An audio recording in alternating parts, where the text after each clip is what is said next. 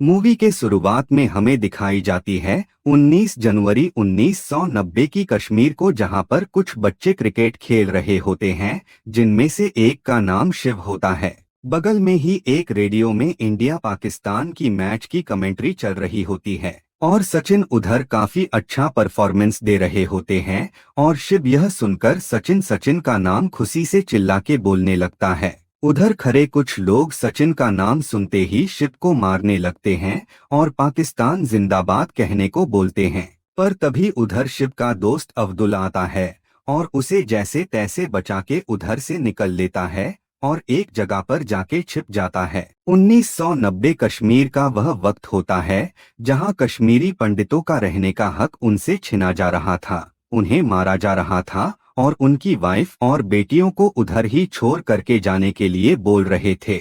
इस पूरे आतंक को मचाने वाले लीडर का नाम फारूक अहमद डर था, जिसे लोग बिट्टा कराते के नाम से भी बुलाते थे। उसके अगले सीन में हमें दिखाई जाती है कि एक औरत अपने बेटी को लेके डॉक्टर के पास जाती होती है। तभी उधर गोली चलने की आवाज आती है और एक आदमी को हाथों में बंदूक लेके दिखाई जाती है, जो उस औरत को बोल रहा होता है कि अपने पति को इधर से जाने के लिए बोलने और उसको और उसके बेटी को इधर ही रहने, जिससे वह उससे गलत काम कर सके। यह सुनते ही वह औरत उस आदमी पे थूक देती है और उस आदमी को गुस्सा आ जाता है और वह उस औरत पे गोली चला देता है और उस औरत की मौके पे ही मौत हो जाती है।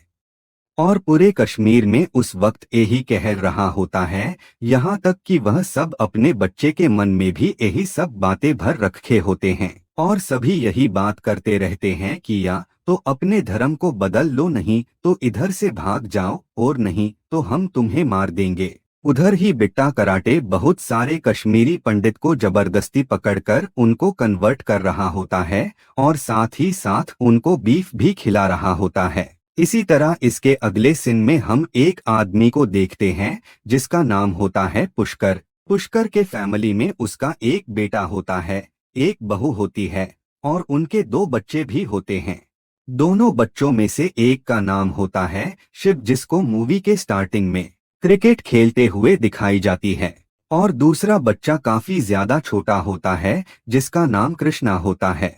पुष्कर इधर हर शिवरात्रि को शिव भगवान का रोल निभाते थे और इधर वह इसी की प्रैक्टिस कर रहे होते हैं और उन्हें अपने काश्मीर से बहुत प्यार होता है। ऐसे ही पुष्कर को यह पता चलता है कि उसका पोता शिव अभी तक घर नहीं लौटा है, तो वह शिव को लेने के लिए अपने स्कूटर पर जाते हैं और उधर से पुष्कर शिव और अब्दुल दोनों को अपने स्कूटर पर बैठाकर उधर से ले जा रहे होते हैं। तभी उधर एक आर्मी की जीप आती है और कहती है कि वह उसके पीछे पीछे चल सकते हैं। जीप के वजह से ऐसा हो सकता है कि उन पे अटैक नहीं किया जाए, पर थोड़ा आगे जाते ही जीप को ब्लास्ट करवा दिया जाता है। दूसरी ओर दिखाई जाती है कि बिट्टा कराटे पुष्कर के घर जा रहा होता है, जिसे दूर से पुष्कर का बेटा देख लेता है और जल्दी से एक अनाज के डब्बे में जाके छुप जाता है, जिसे वह उसे मार ना पाए। पर इधर पुष्कर का पड़ोसी, जिसके बेटे का नाम अब्दुल होता है, जो कि शिव का दोस्त होता है, वही इधर बिट्टा कराटे को बता देता है कि पुष्कर का बेटा अनाज के ड्रम में छुपा हुआ है।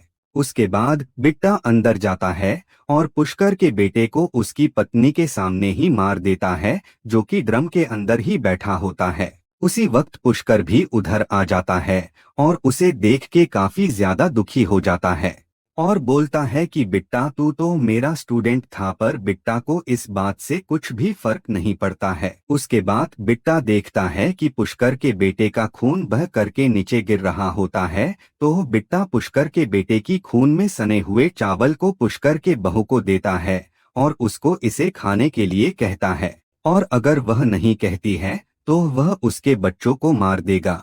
और यह सीन इधर ही एंड हो जाता है। अगले सीन में हम प्रेजेंट टाइम को देख रहे होते हैं, जहां ब्रह्मा दत्त को देखते हैं, जो अभी भी कश्मीर में ही रह रहा होता है और इधर ही उससे मिलने के लिए पुष्कर का पोता आ रहा होता है। पुष्कर का पोता कृष्णा अभी दिल्ली में रह रहा होता है और पुष्कर की डेथ हो गई थी और वह उसके अस्थि को लेके कश्मीर आता है। उसके आने तक उधर कुछ और भी लोग आ जाते हैं, जो कि पुष्कर के कभी दोस्त हुआ करते थे।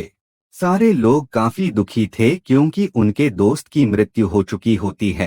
पर इधर कृष्णा को कुछ भी पता नहीं होता है और उसको हमेशा से लगता था कि उसके माता पिता की मौत किसी स्कूटर एक्सीडेंट में हुई थी। कश्मीर में असल में क्या हुआ था इन सभी बातों से अनजान रहता है। अगले सीन में हमें कृष्णा का कॉलेज दिखाई जाती है, जहां पर उसकी प्रोफेसर स्पीच दे रही होती है, जहां पे वह कहती है कि कश्मीर को हमें आजाद करना है। जिस वक्त आर्टिकल 370 को हटाया जाता है, जिस मूव के काफी सारे लोग अगेंस्ट में होते हैं और प्रोफेसर राधिका भी उन्हीं सब में से एक होती है। राधिका यह भी बोलती है कि कश्मीर को इंडिया का पार्ट नहीं होना चाहिए और राधिका को ऐसा भी लगता है कि कश्मीर में कोई भी जेनोसाइड नहीं हुई थी और किसी भी कश्मीरी पंडित को मारा भी नहीं गया था। और यह सारी बातें सुनते सुनते कृष्णा को भी यही लगने लगा था। और कृष्णा उधर अपने यूनिवर्सिटी के इलेक्शन में खड़ा होता है और राधिका उसे बोलती है कि उसे यूनिवर्सिटी के स्टूडेंट सबसे कनेक्ट होनी पड़ेगी और उन्हें दिखाना पड़ेगा कि स्टेट की गवर्नमेंट कश्मीर और कश्मीरियों के खिलाफ है। और इसी तरह राधिका कृष्णा को मैनिपुलेट कर रही होती है।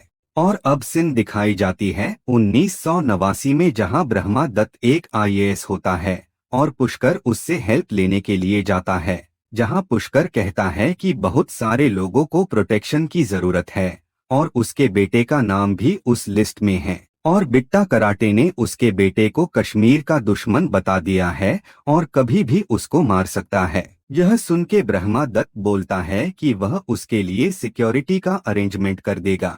और फिर पुष्कर अपने घर की तरफ जाने लगता है और फिर वह रास्ते में सब्जी खरीदने के लिए रुकता है, जहां वह सब्जी वाले को एक इंडियन करेंसी की नोट देता है, पर सब्जी वाला उसको रिटर्न में पाकिस्तान के करेंसी के नोट देता है और यह भी कहता है कि तुम जिस देश में रहते हो तुम्हें उसी देश का नोट मिलेगा।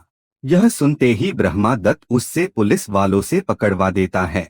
अगले सीन में ब्रह्मा दत्त कहीं जा रहा होता है तो वह देखता है कि बहुत सारे मुस्लिम औरत हिंदू औरतों का खाना फेंक रही होती है और ब्रह्मा दत्त भी उस वक्त इस चीज पर कुछ नहीं कर पाता है। इन सभी चीज के लिए ब्रह्मा दत्त प्राइम मिनिस्टर से भी बात करने की कोशिश करते हैं, पर प्राइम मिनिस्टर इस मैटर को टाल देते हैं, यह कहकर कि कश्मीर के चीफ मिनिस्टर और उनकी काफी अच्छी दोस्ती है। उसके अगले सीन में हमें दिखाई जाती है कि कुछ एयरफोर्स अफसर ब्रह्मा दत्त के घर के बाहर खड़े होते हैं, तभी कुछ लोग उधर हथियार लेके आते हैं और एयरफोर्स अफसर पर गोली चला देते हैं। पर उधर खड़े पुलिस अफसर भी कुछ नहीं करते, क्योंकि उधर के काफी सारे पुलिस अफसर भी उनके ही सपोर्ट में होते हैं।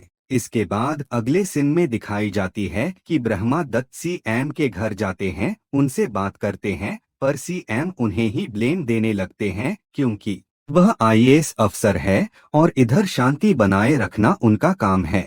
ब्रह्मा दत्त बताता है कि उसकी कोई भी बात नहीं मानी जा रही है और वह खुद जो आर्डर पास कर रहा होता है उसे सीएम के लोग ही रोक देते हैं, पर सीएम उसकी बातों पर बिल्कुल भी ध्यान नहीं देता है। और अब हम सामने देखते हैं कि बिट्टा कराटे भी खड़ा होता है। इसके बाद सीन शिफ्ट होती है प्रेजेंट टाइम में, जहां सभी लोग साथ में बैठे रहते हैं। तभी ब्रह्मा दत्त की वाइफ कृष्णा को उसकी मम्मी पापा की फोटो दिखाती है।